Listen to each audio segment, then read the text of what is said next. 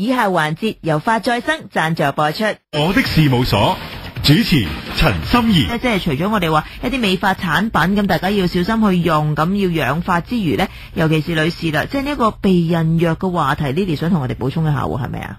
就係佢長期嘅食，即係避孕藥咧，就佢會加快嗰個新陳代謝，消耗咧我哋個身體裏邊咧，即係咧需要毛囊吸收嘅營養。係咁我咧喺呢個時候咧，佢會咧轉變成咧就係女性嘅黎曼年嘅雄性脫髮。咩叫黎曼年咧？就係咧佢個頭髮咧就係只甩就唔長嘅，而且頭髮咧生長係緩慢嘅，即係換言之係唔經唔覺咧，佢幾年之間佢又唔覺得自己頭髮係頭又多，或者冇力，或者頭痕，或者甩好多頭髮，但係頭髮無啦啦咧就係呢幾年咧係唔見咗嘅。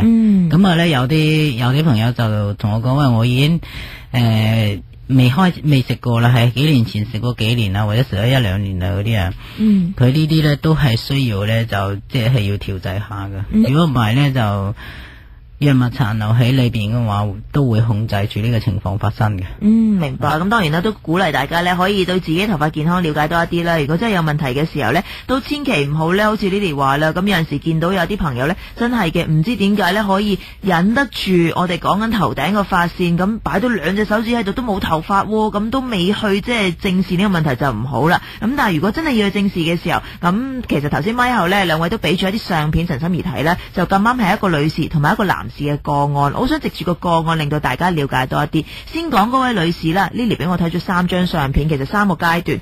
第一個階段我見到呢都係好明顯，真係嘅，佢嗰個髮線位置呢，基本上可以擺到2至3隻手指添，都係頭髮非常之稀疏，可以諗到佢有幾唔開心啦。咁同埋我一睇呢第一張相，我以為佢洗完頭之後幫佢影嘅添，但係你話唔係啊，呢啲佢啲頭油嚟噶。咁不如講下呢個個案啦，好唔好啊？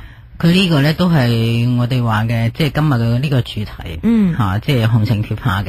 OK。咁話咧，佢呢個咧係由於雄性脫髮咧，令到佢內分泌腺呢係過分嘅，即係旺盛嘅，影響到個毛囊狀態嘅。係。咁話咧，佢呢個情況咧，除咗佢個即係個頭油嘅問題，仲係佢個汗分泌啊，係特別犀利嘅。所以咧，佢咧就即係洗完頭1個鐘頭咧，至到咧去到第5個鐘咧，佢個頭髮咧幾乎咧就係即係一劈咁嘅樣嘅，令到呢即係我哋嘅頭髮嘅形態啊，同埋數量啊，同埋顏色咧係會有變化嘅。即係你通常見到呢個朋友咁樣嘅情況嘅話咧，佢個頭髮咧色素係一定唔夠嘅。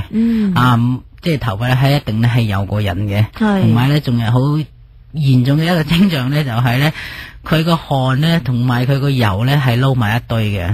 如果你比較猛陣啲嘅，同埋緊張啲嘅。係明白。咁好啦，即係見到佢嘅時候，又點樣可以幫佢改善到個問題咧？因為我見到第2個階段，其實頭髮咧都仍然係咧，即係見到有生翻啲嘅，不過都係疏少少啦。但係見到嗰個頭髮所謂咧係乾身咗好多啦，係因為即係清潔咗佢頭皮，令到佢健康咗啊？定係點樣嘅情況令到佢可以控制翻嗰個頭油部分呢？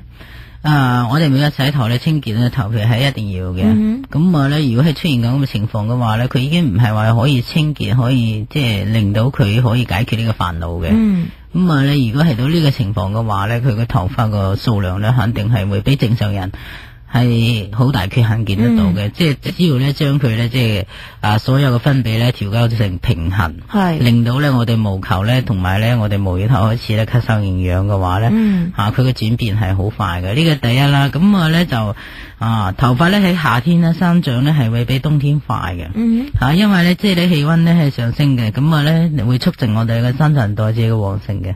咁令到你頭髮咧係加速個生長嘅。明白。咁好啦，即係去到第3個階段咧，就見到頭髮都密咗好多咯。咁就係不停咁樣幫佢，即係個頭皮要佢健康，要佢有個深層清潔，同時間亦都可以即係俾啲營養佢，所謂嘅養髮，咁就令到佢即係針對住個問題就可以咧，即係起碼見到個頭髮生多咗，咁個髮線就剩翻一條線，咁應該個人都開心啲。其實呢個係良性循環嚟嘅，係咪咧？呢個梗係開心啦，因為有啲女士咁我頭髮好薄啊，或者唔夠即係唔夠靚啊，我就電攣啲，咁睇上嚟頭髮係平鬆啲，咁多啲。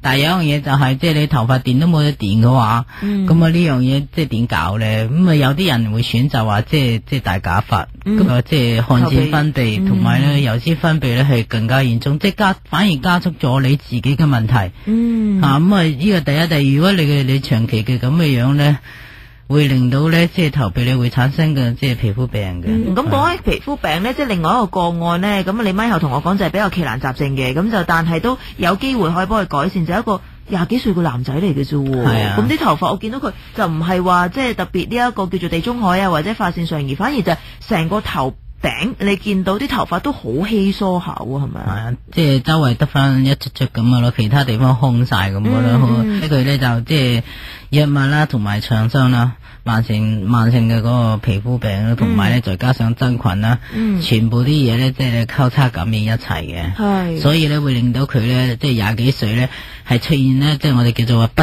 尋常嘅脫髮。不尋常嘅脫髮係啦，不尋常嘅脫髮，即係換言之咧，喺生髮嚟講，佢有個規律，佢唔喺呢個規律嘅框框裏邊嘅。咁啊呢啲情況咧就即係最快治療好嘅。係，明白。咁啊當然啦，即係見到咧大約4個月時間已經改善咗好多。咁其實係講緊即係都係嗰個我哋所謂 formula 啦，嗰個方程式啦。見到佢嘅頭皮分析，即係知道究竟係有啲咩事，針對性咁樣幫佢做清潔，幫佢養髮，咁就其實係可以，就算有奇難雜症都可以解決到佢問題嘅。係可以解決到嘅，佢情況咧係最快速嘅。佢而家都已經好翻咗80%噶啦。明白。好啦，發現你最好係由髮再生帶俾關注頭髮嘅你。